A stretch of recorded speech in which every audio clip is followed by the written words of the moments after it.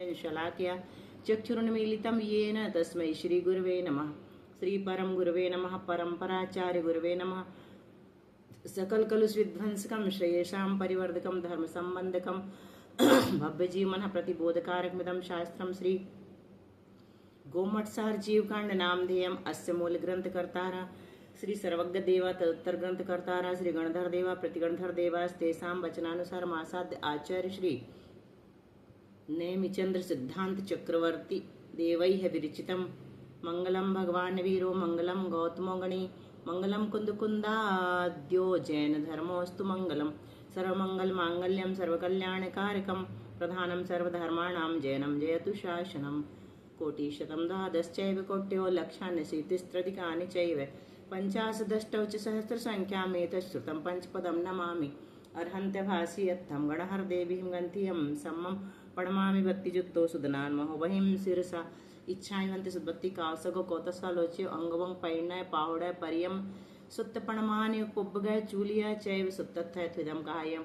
सयानिच्चिकालम् अंचेमि पूजेमि वन्दामि नमसामि दुःखको कमक्खो बोहिलाहो सुगैहं नम समाहिमणं निर्गुण संपत्ति हो मज्जम नमो अर्हंताणं नमो सिद्धाणं नमो आयरियाणं नमो उवज्जायाणं नमो लोये सव्यसाहूणं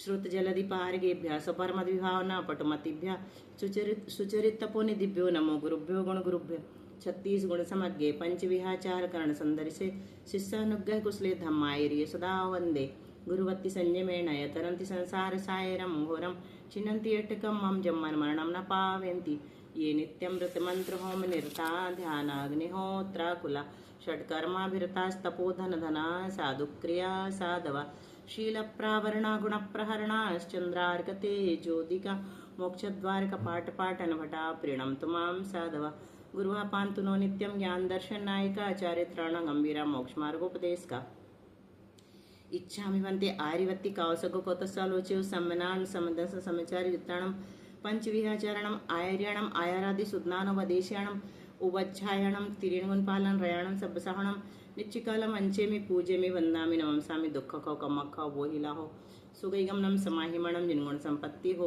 मज्जम सिद्धं शुद्धं पणमेय जिनेन्द्रवर्णेमि चन्दमकलङ्कं गुणरेण भूषणोदयं जीवस्य परुवणं वोच्छम्। संत शिरोमणि आचार्य गुरु श्री विद्यासागर जी महाराज की जय। आचार्य गुरुवर श्री समय सागर जी महाराज की जय। आचार्य गुरुवर श्री प्रज्ञा सागर जी महाराज की जय। 3 कमनाव करुणमणि महाराज की जय। द्वादशांग जनवाणी माता की जय। संपूर्ण आरिका माता जी की जय। गुरुमति दृढ़मति आदि सभी बड़ी माता जी की जय। आरिका श्री 105 चिंतनमती माता जी की जय। जी वाली किताब है ऐसी मिलेगी, इसको ऊपर से दर्शन कर लो। ये विकास जी छावड़ा भैया की है, इंदौर में मिलती है और कहीं पर भी नंबर दे देंगे तो पोस्ट से भी आ जाती है। दीदी कौन सी वाली बोल रहे हो आप? जो अपने आगे की है वो ही ना? हाँ, जो अपन पढ़ रहे हैं ना जीवकांड, आपके पास तो आ गई ना? हाँ, नहीं आपने तो कुछ लोग तो थोड़ा अपने आगे का है कि पूरा ही है क्या? पूरा है, पूरा जीवकांड पूरा 3-4 पुस्तकों में है, 4 में। अच्छा, एक तो लिखी अपन ने और आगे की आप बोल रहे हैं? एक ही आई है आपके पास? नहीं, मुझे एक ही भेजी थी ना, जो आपने थे उतने आगे थी, आगे की नहीं आई। अच्छा, नहीं रही उनको बाद में बोल देंगे आप अपने को, है ना? चलिए, गाथा नंबर 56-57 जुम्मम युगल है ना, युग्म है। यहाँ से अपना चलेगा आज। एकम ही काल समय संठानादि जह निवर्तन्ति। नहीं दिख रही है दीदी, स्क्रीन नहीं दिख रही है। किसी को नहीं दिख रही क्या? और आप भी नहीं दिख रहे हो? किसी भी नहीं दिख रहे? आ रही स्क्रीन भी अभी नहीं दिख रही है। विजय जी आपको अब बस नहीं दिख रही, बाकी सबको दिख रही है, तो आपकी तरफ से कुछ हो गया होगा। हाँ, मुझे नहीं दिख रहा है। तो आप ना आप फिर से ज्वाइन कर मुझे लो, क्यों नहीं दिख रहा है दीदी? आप फिर से ज्वाइन कर लो। हाँ वैसा क्यों? जी जी। हम्म। हाँ एकम्मि काल समये संठाना दीहि जह निवर्तन्ति न निवर्तन्ति तहाविय परिणामे हिमिहो जेहिम होन्ति अनियट्टिनो ते परिसमयम जेसिमेक परिणामा विमलियर झाण हुय वह सिहा ही निदड्ढ कम्मवणा। चलो मनीषा आ गई, विजया जी अब दिख रहा है? अभी दिख रहा है? जी नहीं नहीं, अभी भी ये आ रहा है कि स्क्रीन स्क्रीन शेयरिंग स्टार्ट किया, लेकिन दिख नहीं रहा ना ही आप दिख रहे हो। मैंने फिर से ज्वाइन किया है। आपकी तरफ से कुछ हो गया कोई मोबाइल। बात नहीं, मैं आवाज तो आ रही है आपकी, कोई बात नहीं। आप पुस्तक तो है ना कोई आपके बात नहीं, पास? आप श्लोक कोई और पढ़ लेना। मुझे नहीं दिख रहा है, मेरे इसमें प्रॉब्लम होगा कुछ। पुस्तक है ना आपके पास? कोई बात नहीं, किरण दीदी चलिए मैं पढ़िए सुन आप। रही हूँ। किरण दीदी, मीना नहीं है शायद, आप दीदी। पढ़िए। हाँ पढ़िए। एक काले समय संठाणादि जय देव संति मुझे भी नहीं दिख रहा है, बात खोलो। परिणामे मिहो जेहिम होन्ति अणियक्षणोते पडियम सम जेसि मेक परिणामा विमल यर झाण हुवह सिहाई रिद्धिठकम बड़ा। अंतर मुहूर्त मात्र, अनिवृत्तिकरण का काल कितना है? अंतर मुहूर्त। तो अंतर मुहूर्त मात्र जो अनिवृत्तिकरण का काल है, उसमें से आदि मध्य अंत के एक समयवर्ती अनेक जीवों में, कुछ जीव आदि में होते हैं, कुछ मध्य में होते हैं, कुछ अंत में होते हैं। तो अंत के, आदि मध्य अंत के एक समयवर्ती जीवों में, एक समयवर्ती लेना, कोई से भी, शुरू के हों या बीच के हों या अंत के जीवों में, जिस प्रकार जह यानी जिस प्रकार संठानादि निवट्टन्ति, शरीर की अवगाहना, संठानादि मतलब शरीर की अवगाहना, संस्थान आदि की, शरीर की अवगाहना आदि बाह्य कारणों से, यहाँ कारणों की जगह कारणों से लगाना, तथा ज्ञानावरणादि कर्म के क्षयोपशम आदि अंतरंग कारणों से परस्पर में क्या होता है? भेद पाया जाता है। निवट्टन्ति यानी भेद पाया जाता है। जह यानी जैसे, निवट्टन्ति यानी भेद पाया जाता है। किसकी अपेक्षा से? संठान आदि ही, संस्थान आदि की अपेक्षा से। वैसे उस प्रकार जे ही परिणामे ही, जिन परिणामों के निमित्त से परस्पर में भेद नहीं पाया जाता, न निवट्टन्ति यानी नहीं पाया जाता, भेद नहीं पाया जाता है, उस प्रकार जिन परिणामों के निमित्त से परस्पर में भेद न निवट्टन्ति यानी नहीं पाया जाता है, उनको क्या कहते हैं? अनिवृत्तिकरण परिणाम कहते हैं। होन्ति अनियट्टिनोते, उसे अनिवृत्तिकरण परिणाम कहते हैं उनको। और अनिवृत्तिकरण के गुणस्थान के प्रत्येक समय में, पड़ी समय में यानी प्रत्येक समय में जिसिम एक परिणामा, एक ही परिणाम होता है। अनिवृत्तिकरण के प्रत्येक समय में एक ही परिणाम होता है, तथा ये परिणाम कैसे होते हैं? अत्यंत निर्मल, विमल यानी निर्मल, यानी तर, निर्मल तर, झाण हुए वह मतलब ध्यान रूपी अग्नि की शिखाओं, सिहाही यानी शिखाओं की सहायता से क्या करते हैं? कम्मवणा, कर्म वर्ण को निदड्ढ जला डालते हैं, भस्म कर देते हैं। अब कौन सा गुणस्थान शुरू हो गया है अपना? अनिवृत्तिकरण नवम गुणस्थान। हाँ, नवम गुणस्थान। तो यहाँ पर क्या विशेषता है? अ मतलब विद्यमान नहीं है, निवृत्ति यानी भेद, और करण यानी विशुद्ध परिणामों में। तो विशुद्ध परिणामों में भेद जहां पर नहीं पाया जाता है, वह अनिवृत्तिकरण कहलाता है। कैसे भेद नहीं पाया जाता? तो बताते हैं। शरीर का संस्थान, वर्ण, वय यानी उम्र तथा उपयोग आदि में भेद संभव है। यहाँ प्रत्येक समय सभी जीवों के एक जैसा एक ही परिणाम संभव है, और इसका काल कितना है? अंतर मुहूर्त है। तो प्रथम समय एक ही परिणाम, द्वितीय समय एक ही परिणाम, तृतीय समय एक ही परिणाम, है ना, चतुर्थ समय एक ही परिणाम, एक ही प्रकार के परिणाम होते हैं। अब अनिवृत्तिकरण के आवश्यक क्या है? सरल है अनिवृत्तिकरण, इसमें ज्यादा कुछ नहीं है। तो दोनों श्रेणी में अनिवृत्तिकरण गुणस्थान प्राप्त होता है। कौन कौन सी दोनों श्रेणी में? उपशम श्रेणी में और छपक श्रेणी में। तो उपशम श्रेणी में 11वें गुण स्थान के लिए 21 प्रकृतियों का अंतरकरण रूप उपशम होता है। अंतरकरण तो पता है ना सबको, अपन ने किया था प्रथम उपशम में, है ना, अभी पीछे किसमें लब्धि तभी सार। अब दिख रहा है मुझे, हाँ अब दिख रहा है सब, हाँ, चलो बढ़िया, अब बताइए। बराबर दिख रहे स्क्रीन भी और आप हाँ भी। ठीक है। तो अंतरकरण हम लोग अभी लब्धि सार में पढ़ के आए हैं, वही यहाँ पर बताया जा रहा है। उपशम श्रेणी ये तो में 11वें गुण स्थान के लिए 21 प्रकृतियों का अंतरकरण रूप उपशम कहाँ होता है? उपशम श्रेणी में। और चढ़ने और उतरने के 10वें गुण स्थान में भोगने के लिए संयमन लोभ की सूक्ष्म कृष्टि होती है। 10वें गुण स्थान में क्या होता है? सूक्ष्म कृष्टि होती है। और 11वें गुण स्थान में क्या होता है? 21 प्रकृतियों का अंतःकरण रूप उपशम होता है 11वें गुण स्थान के लिए। तो 10वें गुण स्थान कब कब प्राप्त होता है उपशम श्रेणी में? चढ़ते समय और उतरते समय दोनों समय प्राप्त होता है। और 9वां भी और 8वां भी। तो छपक श्रेणी में क्या होता है ये तो बताया। उपशम श्रेणी में, छपक श्रेणी में 20 प्रकृतियों का क्षय होता है। एक किसका नहीं होता? संज्वलन लोभ का नहीं होता।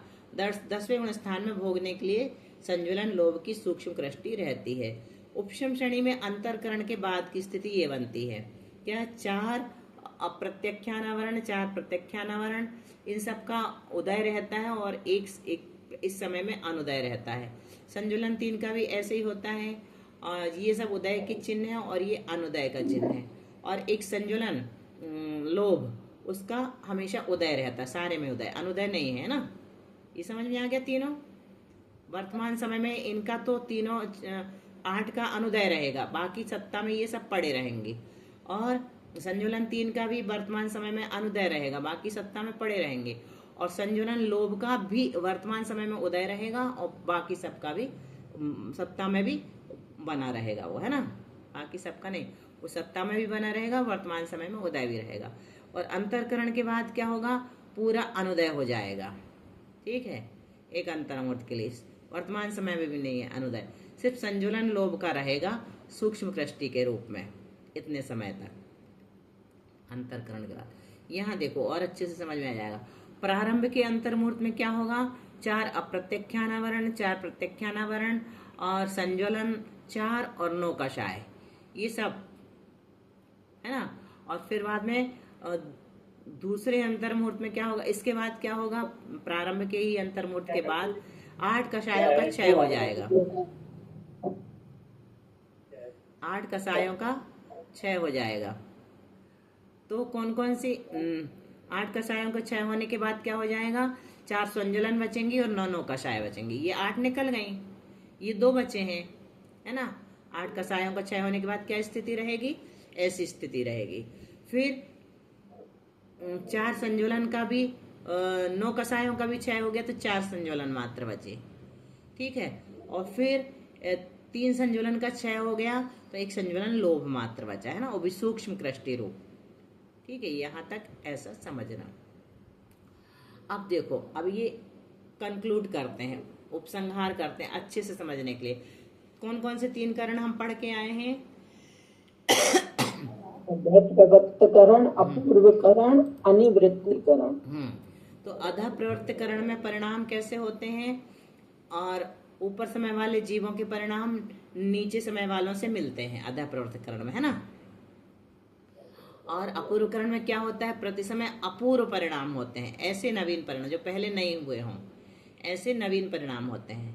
और अनिवृत्तिकरण में क्या होता है? जहां संस्थान आदि का भेद होने पर भी परिणामों में भेद नहीं होता। अब यहाँ देखो अच्छे से डिटेल में बताएंगे तो ऐसा कहेंगे, एक समयवर्ती जीवों के परिणाम अधः प्रवृत्तकरण में कैसे होते हैं? समान भी होते हैं, भिन्न भी होते हैं, और भिन्न भी होते हैं। हाँ। और भिन्न समयवर्ती जीवों के परिणाम भी समान भी होते, भिन्न भी होते। यहाँ पर कितने ऑप्शन प्राप्त हो गए? 4 ना। समान भी, भिन्न भी, 2 तो ये हो गए एक समयवर्ती के, और भिन्न समयवर्ती के भी 2 प्राप्त हो गए, समान भी और भिन्न भी। तो ये क्या हुआ? अधः प्रवृत्तकरण में 4 विकल्प प्राप्त हैं अपने को। फिर अपूर्वकरण में आओ तो एक समयवर्ती अगर जीव है तो समान भी है और भिन्न भी है, और भिन्न समयवर्ती जीव है तो भिन्न ही है। तो इसमें कितने विकल्प प्राप्त हुए? 3।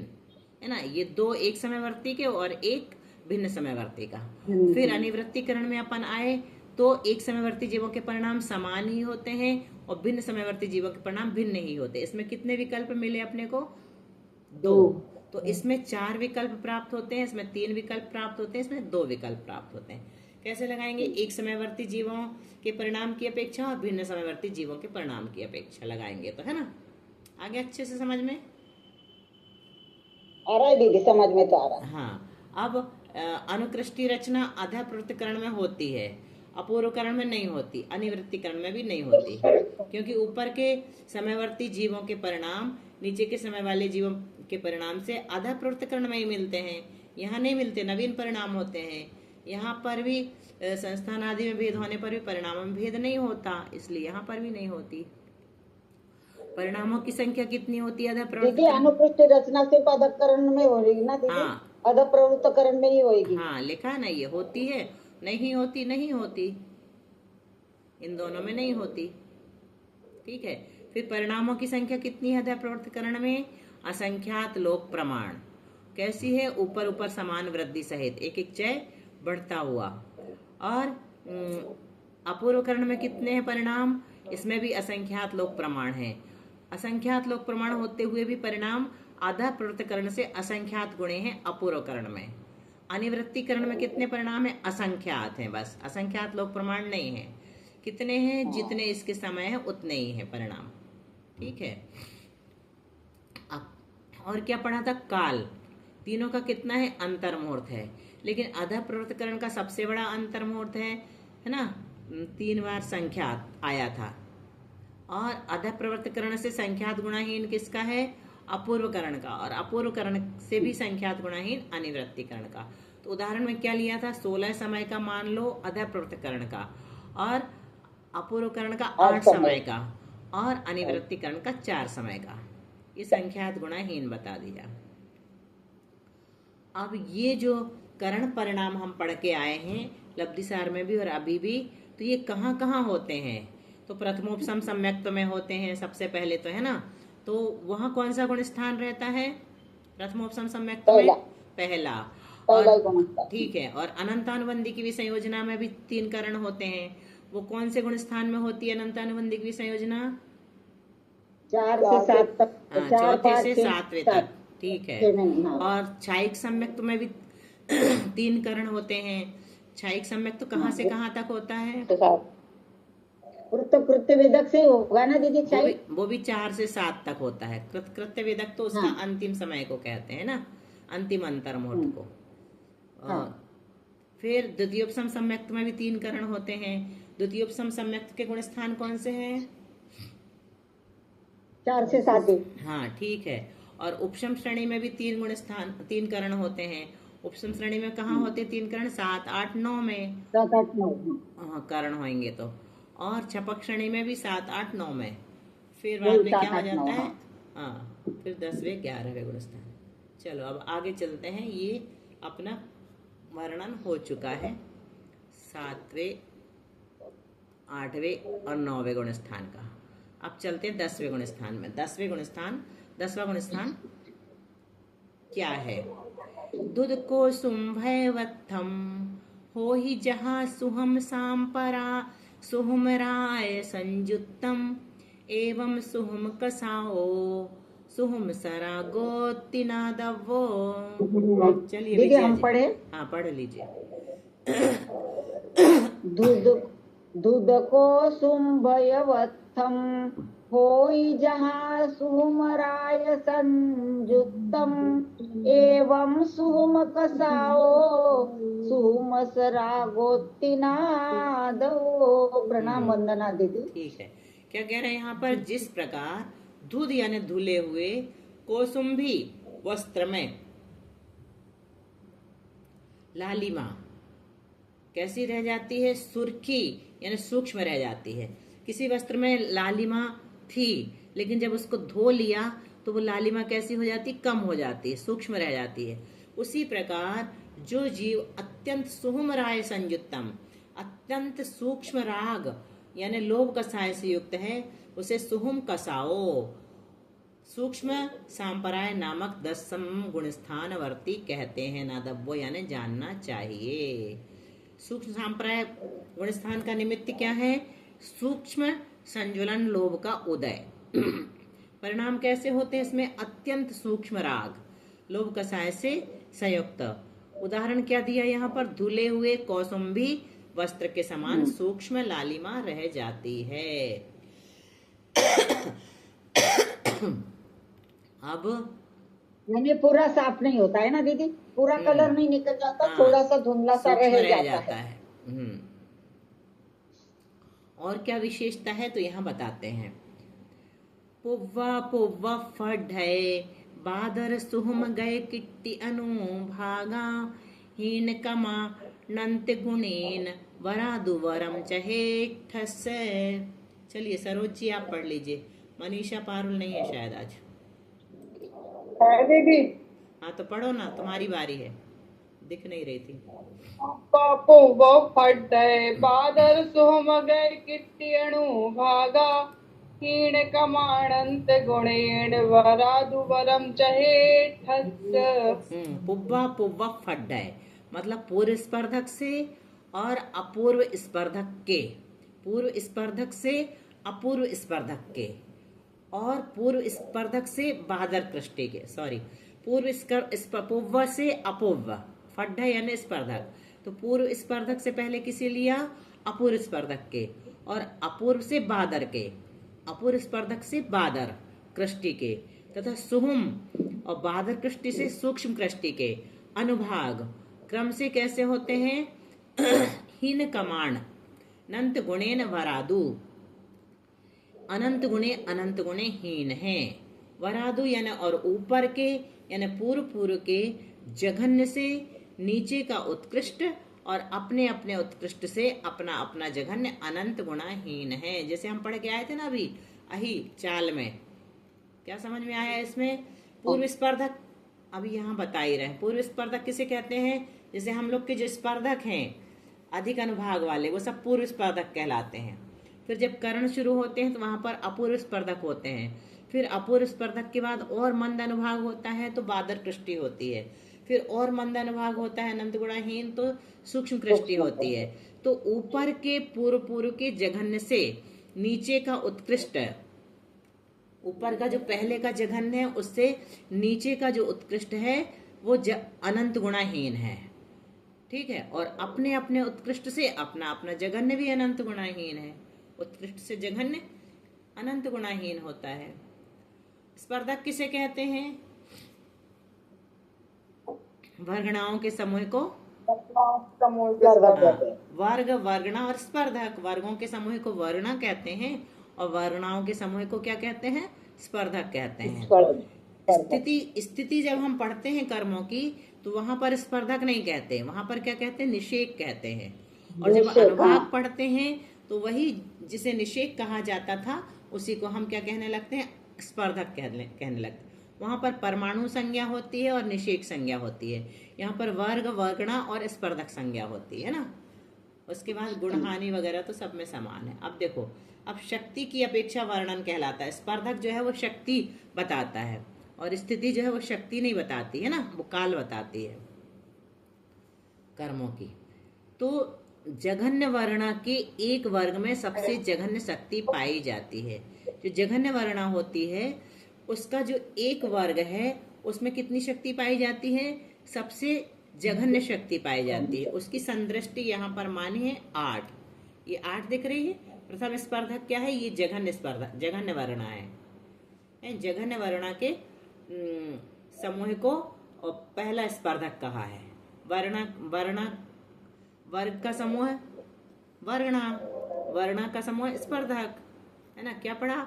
वर्णाओं के समूह को स्पर्धक कहते हैं। तो ये जघन्य वर्णा के एक वर्ग में सबसे जघन्य शक्ति पाई जाती है। तो यहाँ पर एक वर्ग क्या है? 8। इसमें कितनी शक्ति है? सबसे जघन्य, इससे कम शक्ति नहीं होती, ठीक है। जिससे कम शक्ति नहीं होती उसको क्या कहेंगे? जघन्य शक्ति कहेंगे। तो उसको संदृष्टि में कितना माना? 8 माना, ठीक है। अगली वर्णा के एक वर्ग की शक्ति इससे एक अधिक पाई जाती है। ये क्या है? अगली वर्णा है 9। हाँ, तो इससे एक अधिक हो गई ना। फिर 8 में 1 मिला दिया। हाँ, फिर अगली वर्णा के एक वर्ग की शक्ति इससे एक अधिक पाई जाती है, तो कितना हो गया? 9 10 है ना। 9 हो गया। 9 के बाद 10, इसके बाद 9, इसके बाद 10 होगा। हाँ। फिर ऐसे एक स्पर्धक की प्रत्येक वर्णा के एक एक वर्ग की शक्ति एक अविभाज्य प्रतिच्छेद से बढ़ाना। तो ये हमने बढ़ा दी, 1 1 8, फिर 9, फिर 10, फिर 11। उदाहरण में एक स्पर्धक की वर्णा की संख्या कितनी मानी है? 4 मानी है। 4 ही होती है एक स्पर्धक में वर्णा, तो इसलिए 4 बार बढ़ाया अपन ने। तो ये पूरा का पूरा क्या कहलाएगा? स्पर्धक कहलाएगा। और ये एक क्या कहलाएगी? वर्णा, फिर दूसरी वर्णा, फिर तीसरी वर्णा, फिर चौथी वर्णा। यहाँ तक समझ में आ गया? यह स्पर्धक इस प्रकार से दर्शाया जाता है। ठीक है, अब चलो द्वितीय स्पर्धक की प्रथम वर्णा के एक वर्ग की शक्ति जघन्य वर्ग से दुगनी होती है। द्वितीय स्पर्धक ये है। कहाँ से आवाज आ रही? द्वितीय स्पर्धक कहाँ है? ये है। इसके पूरे को क्या कहेंगे? स्पर्धक कहेंगे। ठीक है, इसकी एक वर्णा, प्रथम वर्णा क्या है? ये 16। तो ये क्या हो गई? एक वर्ग की शक्ति जघन्य वर्ग से दुगनी हो गई है। 8 था ना जघन्य वर्ग, इससे दूना किया तो कितना हो गया? 16 हो गया। आ रहा है समझ में? तो स्पर्धक के जघन्य वर्ग की शक्ति कैसे निकालते हैं? सूत्र क्या बना? स्पर्धक के जघन्य वर्ग की शक्ति बराबर, मतलब इसके जघन्य वर्ग की शक्ति कितनी होगी, इसके जघन्य वर्ग की शक्ति कितनी होगी, तीसरे की कितनी होगी। कैसे निकाले? तो जघन्य वर्ग में स्पर्धक की संख्या का गुणा कर दो। तो जघन्य वर्ग हमारे पास क्या है? 8 है। तो 8 में 1 का गुणा करेंगे तो 8 आएगा। 2 का दूसरे स्पर्धक का 2 का करेंगे तो 16 आ गया। तीसरे स्पर्धक का 3 का करेंगे तो 24 हो जाएगा। फिर चौथे स्पर्धक का करेंगे तो 32 हो जाएगा। तो ये दूसरा हो गया अपना। ठीक है, इसके पश्चात अगली वर्णा के वर्ग एक एक शक्ति से बढ़ते हैं। तृतीय स्पर्धक की जघन्य शक्ति कितनी हो गई? 24, ये लिखा है 8 गुणे 3। चतुर्थ स्पर्धक की जघन्य शक्ति कितनी होगी? 32। 4 चौथे नंबर का स्पर्धक है, 4 का गुणा किया। ऐसे क्रम से कितने स्पर्धक होते हैं? अनंत। तो अनंत स्पर्धकों में शक्ति बढ़ती बढ़ती जानना। तो तृतीय स्पर्धक की रचना करेंगे तो ऐसे करेंगे 24, 25, 26, 27। चतुर्थ में 24, 32 जघन्य स्पर्धक हो गया, तो 32, 33, 34, 35 तक चला गया। पांचवे में 8 पंचे 40 हो गया, जघन्य में 5 का गुणा किया तो 40, 41, 42, 43 यहाँ तक अपना हो गया। ऐसे अपन अनंत निकाल सकते हैं। पूर्व और अपूर्व स्पर्धक में अंतर बताओ। संसार अवस्था में पाए जाने वाले कर्म की शक्ति समूह रूप पूर्व स्पर्धक होता है। क्या? संसार अवस्था में पाए जाने वाले जो हमारे कर्म हैं उनकी शक्ति समूह रूप जो स्पर्धक हैं वो पूर्व स्पर्धक कहलाते हैं। और अनिवृत्तिकरण परिणाम जहाँ शुरू हो गए तो ऐसे परिणामों से किए गए पूर्व स्पर्धकों की शक्ति के अनंतवें भाग शक्ति जिसकी हो जाती है उसको अपूर्व स्पर्धक कहते हैं। इससे अनंतवें भाग जिसकी हो जाएगी वो क्या कहलाएगा? अपूर्व स्पर्धक कहलाएगा। ठीक है ना, अभी तो सरल विषय हो गया। अब कहलाएंगे ना? फिर से पूछो दीदी। पूर्व स्पर्धक तो अपन लोगों के भी कहलाएंगे ना? अपने ही संसारी है, अवस्था में अपने पाए ही जाने है। वाले कर्म की शक्ति। जिसके भी कारण नहीं हो रहे हैं उनके सबके पूर्व स्पर्धक हैं और करण करने वालों के अपूर्व स्पर्धक बनते हैं ना। उससे अनंत गुणहीन हो जाती शक्ति कर्मों की, है ना। अनंत गुणहीन का मतलब कर्मों की शक्ति को घटा रहे अपन, है ना, फल देने की शक्ति। और फिर कृष्टि शुरू होगी तो कर्म परमाणुओं की अनुभाग शक्ति के कृष करने को कृष्टि कहते हैं। कर्म परमाणुओं में जो अनुभाग शक्ति है उसको घटाना वो कृष्टि कहलाती है। तो अपूर्व स्पर्धक तक हम पढ़ करके आ गए हैं। तो उसकी जो जघन्य वर्णा है उससे भी अनंत गुणाहीन अनुभाग रूप जो वर्णा है उसको कृष्टि कहते हैं। मतलब क्या? पूर्व स्पर्धक से अनंत गुणाहीन किसका हो गया? अपूर्व स्पर्धक का।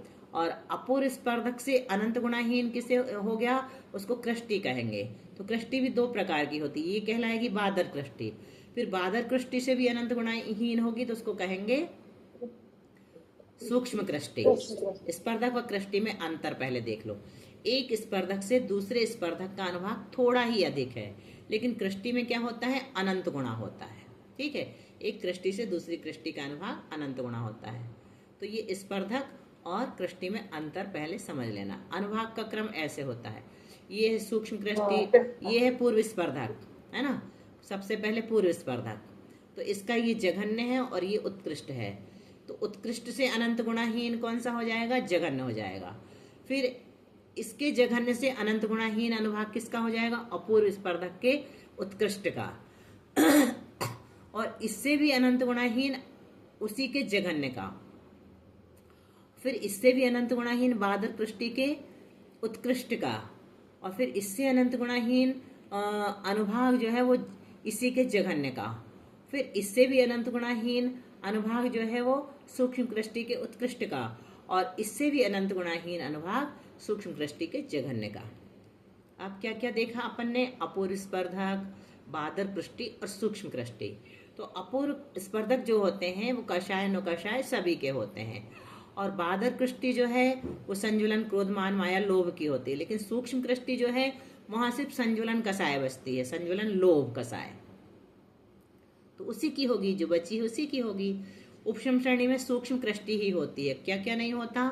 अपूर्व स्पर्धक और बादर कृष्टि नहीं होती। चलो, ये लब्धि सार का विषय अपन ने थोड़ा और पढ़ लिया। अब अनुलोहम वेदंतो जीवो उवसाम गो वखव गोवा सो सुहुम सांपराओ जह खादे नूनो किंची। चलिए अब सरोज भाभी आप पढ़ लीजिए।